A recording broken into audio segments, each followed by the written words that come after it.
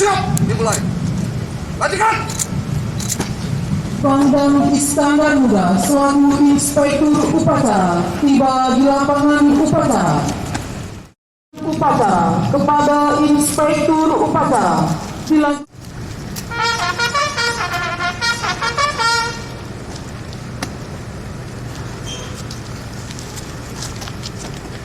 Lapor upacara pelepasan Satgas Unit Reden Khusus 113 Jasaki siap dimulai.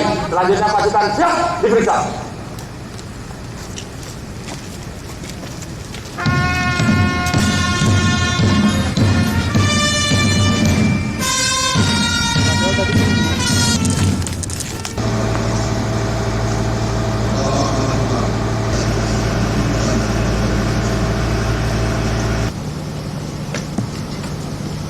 Upacara telah melaksanakan laporan selesai.